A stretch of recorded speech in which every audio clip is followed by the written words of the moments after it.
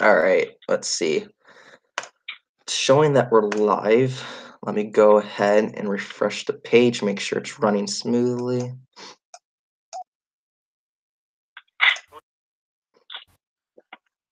Okay, yeah, we're live. Awesome. Awesome. Very cool. All right. Good evening, everybody. Welcome to Chit Chat and Geek Out. I'm your host, Steven. And today on the show, we have actress Betsy Baker. You guys may know Betsy from movies such as The Evil Dead and TV shows such as Sharp Objects and True Blood and many more. Thank you for being on the show today, Betsy. How are you? I'm well. Thank you, Steve. Thanks for asking me to be on. It's a pleasure. Of course. I appreciate you taking the time and being here. I'm looking really forward to talking to you. And everybody in the chat, if any of you guys have any questions for Betsy, just please let me know. Put your questions in the live chat and we'll get to them when we have a chance. But we're going to start off this interview. I want to know, Betsy, do you have any upcoming projects you'd like to talk about that are in the works? I have a few things that are quote, but I actually just can't say right now. And I know that just sounds like oh, come on, Betsy, come on. But I really, really can't. But no, not really. In terms of acting, there are a couple of projects that I just can't say anything about at the moment. But I try to update my Facebook page and I will do that as soon as I know more. I'm also actually working on outside of just acting. I'm also working on a children's book right now. Nice. That's kind of a rough treatment. But that's kind of gives me it's not kind of giving me, it's giving me a lot of great joy. It's just a lot of work. A lot of work. Yeah. Sure is. Well, that's exciting. I'm looking forward to that. That's something different. Have you done any writing for stories and books before? I have not done writing.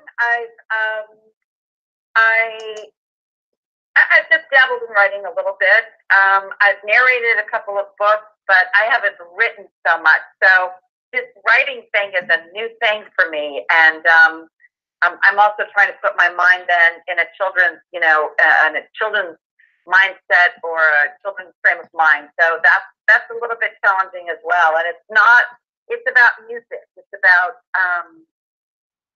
it has to do with music and whether a child likes music or not. So right. It's been very, very interesting. Very cool. Awesome. And, you've done a lot of work too in the film industry. How about did you land your role as an actress in the film industry? I'm sorry, can you repeat that? I'm sorry. Yeah, of course, no worries. I was just saying, because I'm saying you worked on a lot of films and TV series. How did you land your role in the film industry as an actress? Well, actually, I started years ago, as a lot of people say when they're my age, just coming out of college, and my degree from Michigan State University was in live theater and the stage, and classical voice, and I really didn't feel very experienced and wanted to get experience in terms of working in front of a camera. And so after a short time of singing professionally when I first graduated from college, I actually moved to the Midwest back in Detroit in the late 70s. And you go, why Detroit? Well, at the time, Detroit was making most of the many regional commercials, television commercials, and they were making the most industrial training films in the world at that time because of the huge automotive industry. And so it was really, actually, quite frankly, a perfect place for me to get experience in terms of being being in front of the camera and watching how the crew works and watching and listening to what the crew needed and what they wanted and what production wanted, even though it might have been talking about a car or a car door or how to put together a car. It helped immensely. I had done some commercials, and I had by that time I had done a couple of feature films, and then Alex Karras came in with the production company, and and shot the CBS movie of the week. And I was cast as John Malkovich's fiance. And I was also cast as Carl Malden's daughter and Rue McClanahan's daughter. And the name of the picture was Word of Honor. And it was an amazing, fantastic experience. Oh, wow. So I became friends with Malden. I became friends with Rue McClanahan. And that began really my journey of stretching forward and then moving to Los Angeles years ago. I mean, really years ago, last century. Wow, very interesting. And, when you got into this industry, did you have any inspirations or role models?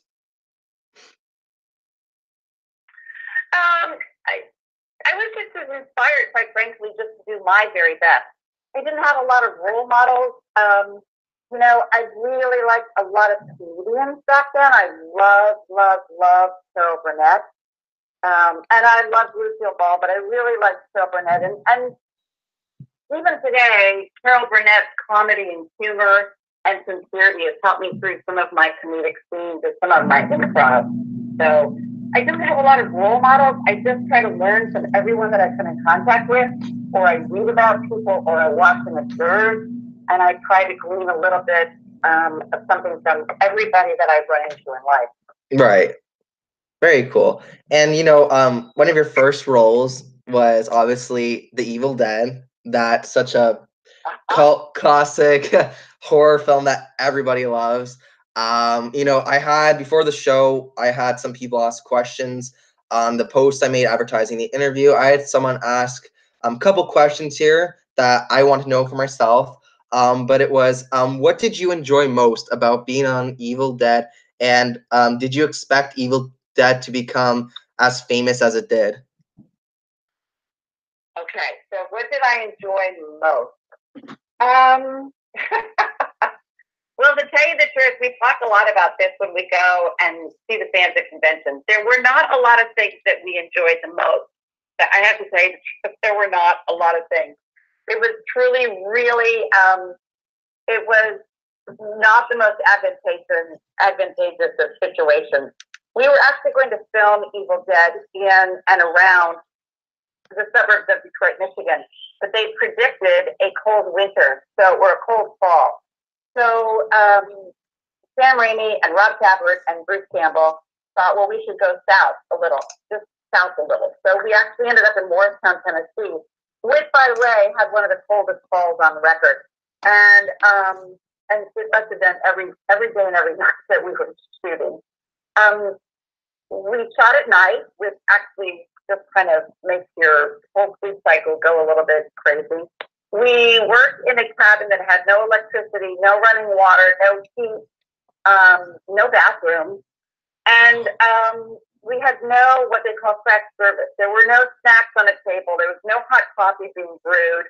Back then, quite frankly, they didn't even have bottled water. You just took a flask or just a little thermos of water with you if you wanted to have a drink of water. Wow. So it was, looking back at it now, we can laugh, but it wasn't funny. After about the second week, we're going, what? This is so crazy. What have we gotten ourselves into? But I will tell you, the question was, what did you like most about filming Evil Dead? And here's the honest truth. Every night, mostly night, every night was a collaborative effort. There were very few people on the set. There was Rob Tapert, there was Sam Raimi, there were Bruce Campbell, there was Betsy Baker, there was Hal Delrich, who played Scotty, there was Ellen Sandweiss, who played Cheryl, and Teresa Tilley, who played Shelley. And 2 or 3 people, maybe Tom Sullivan, cameraman, Tim Philo, and maybe a couple of prop people or helpers. They may not even been working with props or lights. They were just, quote, helpers or crew. That comes to about 8 or 9 people at the most. And you really couldn't get any more people inside that cabin at any one time. And every night, the job was to get the task done, was to get 6 pages done or 7 pages done or 8 pages done. And we lived together in another house a few miles away. We worked together. So every night became a collaborative effort. And Sam made us feel comfortable that if we didn't like the scene, or if we weren't happy with the filming, or we didn't like what was being filmed, we could really just have a chat with him and say, can we do this differently? Can we do it that way? Can we do it this way? Right. And so with the exception of outdoors on cold, cold nights, at least we were inside a cabin, for which we were grateful for. And they had a generator to turn on the lights and to turn the camera and such. And we all pretty much, got along together. There was no stomping off the set. There were no, I'm leaving, you can come and get me in my dressing room, because number one, there were no dressing rooms. Right. And so we all had to gut it out. We all had to gut it out. And I think we did. To that respect, it was very successful. Did I think, and did we all think the movie was going to be successful? That's the number 2 question that people ask at that conventions. And no. Because it took so long to make, because we consistently ran out of money and had to go back and, Sam and Rob and Bruce would have to go ask for more money, or we would run out of film. Literally, we would run out of film.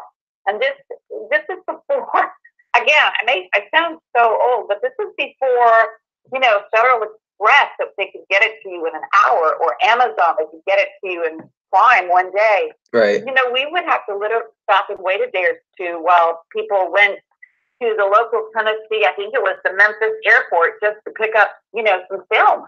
Mm-hmm. We never thought it would finish. We never thought it would finish, and we never thought it would be the cult favorite worldwide, truly worldwide, that it is today. Right. It's crazy. And those filming conditions sound really rough there to deal with, but I think it benefited you. Really did. Oh, I absolutely agree, Steve. That's a really good point. I mean, you can only go up from there. And it's a really, really good point. I don't think anybody's ever said that, but I think you're right. I think we all did benefit from learning and being in really lousy conditions. They weren't the worst, right? But they were pretty lousy and cold and miserable. But you know what? We all got it through it. You're absolutely right, Steve. Right. And you had a good cast with you too. How was it working with Sam Raimi, Bruce Campbell, and the rest of the cast and crew? Well, that was it. I just named pretty much everybody that we worked with most of the time. Teresa and Ellen and I are still good friends. I talk to actually Teresa almost every day, quite frankly. That's so cool. And the 3 of us have gone out for almost 20 years to different conventions all over the world as Ladies of the Evil Dead. And we go to conventions and we meet the fans and we talk to them just like you and I are right now. Right. And it's really nice to see fans and to meet them, because for so many years we had no idea that there was this cult following all over the world. And I talk to Bruce every once in a while, and we see Bruce every once in a while. And we've been with Sam before, and I've auditioned for a few of his things in the most recent years. So yeah, we're not on unfriendly terms. We just, we move on with our lives. There were a lot of years that we did not know or had any communication with Ellen. We just went on our own separate way. When the film was finished, everybody just kind of said, okay, that's done, next. Right. And I know that some people just can't believe, how did communication happen before cell phones and the internet? And it did, but just in a different way. And so if you lost contact with this person, it was only literally by letter writing or by an old phone number that you might have. Exactly. And, but we talk to Ellen all the time, and we do conventions 3 or 4 times a year. Nice, that's very cool. We were just talking about before the show too, how you go to a lot of conventions with your castmates from Evil Dead. Do you have any upcoming conventions and reunions happening with the cast anytime soon? We have a few that are in the works, and I don't want to say what they are right now, just because they just haven't been committed to. But we usually do 3 or 4 a year. And this is kind of early in the year, so we don't have them nailed down. But again, whenever we do, we put them on our Facebook page, Ladies of the Evil Dead, or you can just go to my Facebook page, Betsy Baker, and I'll have them posted as soon as we're ready to go. Awesome, very cool. And also, guys, everyone that's watching, I put Betsy's website in the description below. So if you click that, she has contact information, and it's the links to her Facebook page, her IMDb, and a bunch of other cool stuff that you can keep updated with Betsy and see what she's up to. So definitely, guys, go check that out. And you also worked on a great show, Sharp Objects, and you've also worked on True Blood, American Horror Story. How has it been on working on all these TV series? And do you have a favorite that you've worked on? Gosh, I'll tell you the truth. Sharp Objects was an amazing experience. I was on 4 episodes, and I played the role of Jocelyn Vickery, who was the wife of Sheriff Vickery. And Sheriff Vickery was the old guy in town who's been there for a long time, and he kind of let things run very quietly and smoothly, and there was not a lot that ruffled the town's feathers until the character of Amy Adams came back to investigate why these teenage girls were being murdered. And it was just a fantastic experience. And at the same time, even though I had read the book and I would read the script, it was really very dark and very creepy almost. I've had a lot of people come and say, "Oh my gosh, how could you do that show?" But oftentimes when you're doing a scary project or something that's mysterious, it's not mysterious because you've actually already read the script and you know what's going to happen. Right, exactly. You really do. But it's still, Sharp Objects was an amazing show with amazing actors, and I'm really, really tremendously grateful to have had the opportunity to work on it. Awesome. Very cool. And how about True Blood and American Horror Story? You worked on a lot too. I actually worked on my favorite shows that's now ended, not horror related, but you got to work on The Middle. And I used to watch that show all the time when it was on. And you've worked on a lot of great besides horror, man, like you've worked on a lot of other really great shows. Do you have a favorite role you played on TV, or anything I don't know, anything that pops out to you, any funny moments on set that happened while filming a television series, anything that comes to your mind? Well, yeah, there's a couple of funny things, but honestly, I know people say this a lot at award ceremonies or when they're interviewed, but basically the best job I ever have is the one I'm working on right then and there, because we're working as freelance actors and actresses, and the truth of the matter is you really never know when you're going to work again. So you're so grateful to be able to be chosen and asked to work on a project that somebody else has written or somebody else has designed or somebody else has, scripted. And so to me, it's just really a great honor to be saying, Betsy, they'd like you to do this role.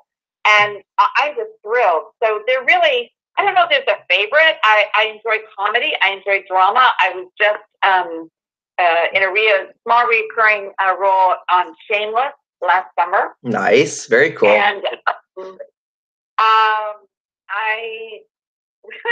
we did The Middle. I don't know if you recall this, Steve, but when we did The Middle, it was actually in the dental office.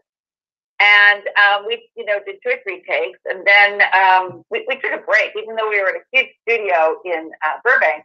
The rain was pelting down onto the studio roof, and so we had to stop because even though it's all soundproof, the rain was so powerful. So we stopped. They said, "Okay, let's do one more take." And literally the dental chair that was just a prop. It was just a prop, and the dental chair, they moved out of the way to get a different camera in there, and they put the chair back in, and then of course the prop guy sits in it to make sure, and the entire dental chair just collapsed and broke. Wow. Blown away that he wasn't injured. So of course, once we found out that he wasn't injured, it's funny, ha ha ha. And so we basically had to do the scene. Okay, now Betsy, sit in the dental chair. We taped it. Don't move. Just stay your line. Don't move. And we'll just get you out of there very close, very carefully. Right. That was kind of fun. That's funny. Yeah. And was that the episode where Sue got her braces off, or was that a different one? No, well, I think it was the episode where Patricia Wheaton picked up a job, was working there, and then her job that week was to mail all the 500 or 600 reminder postcards of all the, all of his clients. Oh, okay. And she realized that nobody was coming in and making an appointment. Right. And she ended up, pulling the drawer open and going, "Oh my God, I didn't mail these reminders." So, oh no, yeah. That show was great. I used to watch that show all the time since the beginning when it was on. And then I think it ended last year. Last year was a series finale, but that show was great. That's awesome they got to be a part of that show. And before we're pardon? I was very lucky. Yes. And we were talking about before how you work on like comedies and horror, and do you have a favorite genre of film that you enjoy working on more than others? Wow, that's a good question. In terms of film, I don't know, I think it would have to be a combination of drama or implied horror. I have to say, yes, I know that I was an Evil Dead. I realize that. But I'm not a real fan of violent film or violent TV. I'm not a real fan of that. And people can argue with me and say, "Well, Betsy, how can you say that? You were in Evil Dead." And they're exactly right. And we all learn lessons, and we all get older, and we all say, "Oh, you know what? That violent, that scene, I just can't watch." And so I would probably say towards drama or implied horror. You can have a horror film. You can have a horror TV show. You can have horror without being violent. Right. There's so many that can be implied that are much more effective than the actual violence. So a good mystery is always good. A good thriller is always good. I do like drama, and I'm beginning to dabble my foot more into comedy, especially in TV. Awesome. Very cool. And you know what? One movie I have yet to see that looks absolutely ridiculous and hilarious is Brutal Massacre, a comedy. And it has such a great cast in it. You got to work with many different horror icons in that film. Can you tell us a little bit about that film and how it was making? I know it's an older film from 2007. Just curious. Yeah, you gotta get on the track, Steve, and you gotta get that. That's really a fun film. I gotta watch it. Funny. And it was very fun to do. Yeah, I was with my scenes were basically with David Naughton, who of course was American Werewolf in London. Nice guy, lovely guy. Funny scene. I was a little bit into myself. I was a casting director. I thought I was really something else, and I thought David Naughton's days were over, and there was no way he would ever be cast again. Anything. And Stephen Mann, the director, allowed me to just really be over the top dramatic, and it was a lot of fun, and it was a funny movie. In fact, when we do conventions, we have a lot of fans that come up because Ellen, Teresa, and I all had small parts in the movie, and right. So there's a whole secret fan base that comes up and wants to talk about Brutal Massacre. That's awesome. I need to see this movie. Like, I've seen clips on YouTube. I haven't seen the full thing, and I've known about it for a while, but oh man, I gotta check it out. I gotta buy a copy of this on DVD or something. It looks hilarious. You worked on a lot. Do you have do you know if there has been a most challenging role to play throughout your work in the film industry?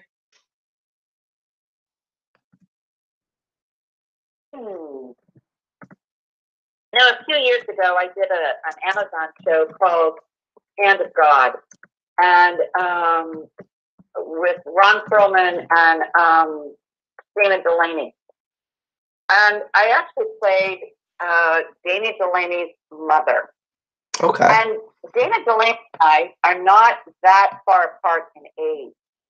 And to me, it was a real challenge, but it was truly a real gift to me. It meant a long time in makeup to make me look older and appear older, and they had to do. It was time consuming, and I also had to work on my voice to make it sound older and tired and worn out. And physically, I had to try and portray myself as much older than Dana Delaney. And I had to shoot a gun, and I had to shoot a rifle, get some people off my property. And it was really, really fun, but it was challenging. And one of the directors, it was a recurring role, and one of the directors, Mario Van Peebles, was so lovely and so complimentary to me. And it just, I was like walking off the ground, off the set, at the end of that episode, because he really believed in me. And we all thought. And I even, met with Dana Delaney, and she said, how can this be? How, we're so close in age. And I said, well, we're just going to do the very best we can. So, right. With makeup, lighting, and effects, and it seemed to work. But that was a real great experience. It was called Hand of God. That's awesome. Very cool. Very awesome. And, outside of the film industry, do you have any interests and hobbies that you do on the side? Yeah. I actually teach vocal music at the local school district here. I teach. I'm a consultant, so I teach in the elementary grade, kindergarten through 5th grade. And so, there are some weeks that I see up to, depending on my schedule and if I'm not working or shooting or auditioning, I see up to 1,500 students a week. Oh wow! I see either classes of 20 to 25, or I combine classes, which would bring us up to 50 or 60 kids at a time. And we do a lot of just basic music theory and music education. And we usually end each semester with, a concert or performance. And I also have an after-school elementary school choir. And so we've had about, in the last 15, 20 years, like, I'm going to say 300 concerts and performances. Wow. I have huge selection of vocal music for elementary children. And I have to tell you, it's for those out there that are listening and like music. They're not rock and roll, and they're not just recent movie releases. What kids want today, and they're really craving, is just the old-fashioned songs that are 30, 40, 50, 60, 70 years old. They're fun to sing, they're fun to learn. They have a real particular beat and rhythm and cadence to them. And it really helps with their math skills and with their public speaking skills. And it helps with their confidence skills. And that's what I do. Wow. If I'm a set or auditioning, yeah, that's what I do. Wow, that's great, Betsy. That's awesome of you to do that. And what advice would you give to people that want to get into this area of work in film? And what advice would you give someone? Not necessarily like acting, but it could be like anything behind the scenes, like editing, directing, you name it. What advice would you give someone that wants to get into this type of field? Well, I can only speak for myself when I did, but I tried to take as many classes as possible. I tried to learn from people that were pros at doing their job. If I was on a set and they excused me, this is even back when I was doing industrial films. If they excused me and said I could go back to the dressing room or I could go back to the trailer, I would just ask if I could sit there and watch. And because I was just enthralled with what the DP or the director of photography did. I was enthralled with what they did with the lights. I was enthralled with how they would record the sound and where the boom man would stand and the precise, directions that the director gave. It's just, you can learn so much. And another thing that I love taking classes. I love scene study. I do a lot of improv now. And one of the things that I did early in my career when I realized that, boy, I really enjoy, working in film and TV. I mean, at the same time, I was still doing stage work. But I took a script supervisor class. Now, a script supervisor pretty much has a handle on every single thing that's going on in the film. And she writes it down, and she records it, and she numbers it, and she makes a record of it, so that the editor can then have everything at his fingertips, Right. as to the timing and the measurements, and if they need to go back and redo a scene, the DC and the sound, they know exactly how many inches this character sat away from the table, and when exactly she lifted her coffee cup with each line. And it is a meticulous job that I really, really respect. And it really helped me in my acting, because acting is not only just, the drama of it all, it is the business of making sure that you are cooperating with the lighting director and the sound person and the camera director and the director, and making sure that you're, taking care of the props carefully, and you're putting them down at the same place for every take, Right. at the end of every line that you're supposed to. And I know that sounds very weird, and not many people have done that, but taking the script supervisor class, one of my other classes, was one of the most valuable things I've ever done in terms of acting. And did you go to school at all, or did you just go to workshops and shadow people? Well, living in Los Angeles, I've been able to take a lot of classes in improv, and so there are a lot of classes that you can sign up. There are a lot of workshops. You can do scene studies. So I've always tried to keep my foot in the door and do those. And then I do improv here with the local group here in Los Angeles as well. Very cool. That's awesome. That's very cool. And I'm gonna go here in the chat, answer a couple questions here before we end off. Viewer asks, who is someone you always want to work with in the industry? Oh gosh. Oh my gosh, that's a great question. Whew.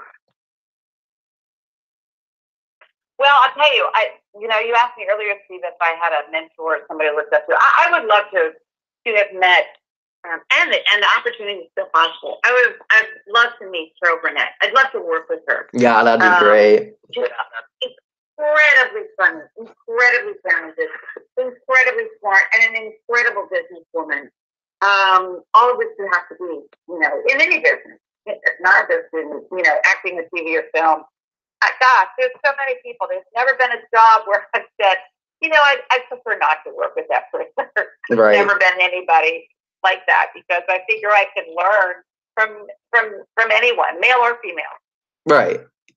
Yeah, that's a good one. Carol Burnett, she is definitely a comedy legend. Yeah. Let's see here. Another question in the chat, live chat here. She asked, what is your favorite guilty pleasure movie, or one that you could recite if someone asked? Well, I have a few movies that I really like, and okay, so I don't know if many fans know this movie, but it is one of the most amazing movies. And actually, we were talking about it at convention one night at dinner, because oftentimes when we are all together, meaning the cast of Evil Dead, we'll all have dinner together. And it's one of Bruce Campbell's of my favorite movies, and it's called The Last of Sheila. Okay. So I know. It's The Last of Sheila. It's a mystery movie. Let me look that one up. Murder involved. Okay. But it wasn't a violent murder, but it was, interestingly enough, it was written by Stephen Sondheim, who was known for his musicals and his plays and his work on stage. It's the only screenplay, the only movie and screenplay he ever wrote. He loved mysteries, and he loved the game of Clue. And this is the movie that I think was filmed in the late 70s, early 80s. Oh my gosh, it's one of the most amazing movies. I just loved it. What was it called? The Last really what? hard to find. What was it called again? The Last what? What was it called? Yeah? The Last of Sheila. Okay, I'm gonna look that one up and look that one up after here. That's awesome. Never heard of that movie before. It's really a fabulous movie. And on the other hand, I have to tell you, I really, really love the whole other scope. I really love old musicals. And I really, really love musicals like, Mary Poppins. Yes. Not the new one, the original one. And I just think some of those are just so golden and so rich and so wonderful. Just the old musicals that they captured on film. Right. Yeah. I love them. That's all. Have you ever been in any musicals at all, or no? I did a lot of stage musicals. I've not done any film or TV musicals, but I've done a lot of stage musicals. I've actually, I've done. Well, let's see. I was in a national tour. It was short-lived. It was called Barbary Coast. I was in Once Upon a Mattress. I was in Music Man. I was in Bye Bye Birdie. I was in Peter Pan. I love musicals. It's such a different way to tell a story. It is. They're great. Well, that was very interesting. I appreciate you coming on the show today. I answered all my questions, and everyone in the chat had some amazing questions that I got answered on here. I appreciate you so much, Betsy, for being on the show today. It's been a pleasure talking to you, and I wish you all the best for 2019. And is there anything you want to say to the fans before we close off here? I just want to thank them. It was so nice of you to contact me, Steve, and talk for a few minutes. And, I'm grateful. Some people say, oh, you've done that movie so many years ago. Don't you wish you could forget it? And I just want to end by saying, no, it brought me to where I am today. And when Teresa and Ellen and I go out as Ladies of the Evil Dead to different conventions and meet the fans, it's really joyful. It's really great because this is a movie that, was appealing to so many, and we've had a chance to meet them. And so I don't have a lot of regrets. I don't have regrets in things that I did in film work, including Evil Dead. I'm so grateful to Evil Dead. And I'm just grateful to the fans. And thank you, Steve, for asking me to be a part of your show. Of course, I really appreciate it. And one more thing I'm going to ask you before I let you go. Would you mind doing a plug for my YouTube channel? What? A plug? Do you know what a plug? You have to just tell me what to do or what to say. Yeah. So I'll just if you could state your name and then just say you're listening to Chit Chat and Geek Out on Geek Out Cinema. Chit Chat and Geek Out Cinema, right? Yeah, Chit Chat and Geek Out on Geek Out Cinema. Okay. I'll do it. Are you ready? Yeah, I'm ready. Hey, everybody. This is Betsy Baker from Evil Dead. And I just want to say, you're listening to Chit Chat and Geek Out with Geek Out Cinema. Awesome.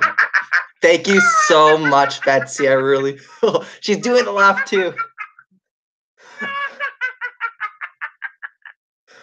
That's awesome. I was not expecting that. I would have not cut you off if you were going to do that. That's awesome. Thank you so much, Betsy. You've been an amazing guest, and I appreciate you really much for taking the time today and being on the show. It's been an honor talking to you. And I wish you the best with 2018 and keep in touch. And everybody that's watching, make sure to click the links below and go to her IMDb and her website and keep updated to see what Betsy's up to. But thank you so much, Betsy, very much. Thank you, Steve. Thank you. Have a good night. Bye, everybody. Bye, everybody. Thank you, everyone, for watching. Bye-bye. Bye. All right, guys, that was an interview with Betsy Baker. I'm so happy she did the laugh. I did not realize she was going to do that. I would have let her got ahead and finished the plug with the laugh, but that was amazing. I'm so glad that she did that. Thank you guys so much for watching. It was a great interview tonight, and I will leave the link to my Instagram after the interview here. And you guys can keep updated by going to Geek Out Cinema on Instagram, and you guys can keep updated to the guests I will be getting on the show. But I want to thank you all for watching, and I'll see you all next week. Hope everyone has a great night, and I'll see you all real soon. Bye now.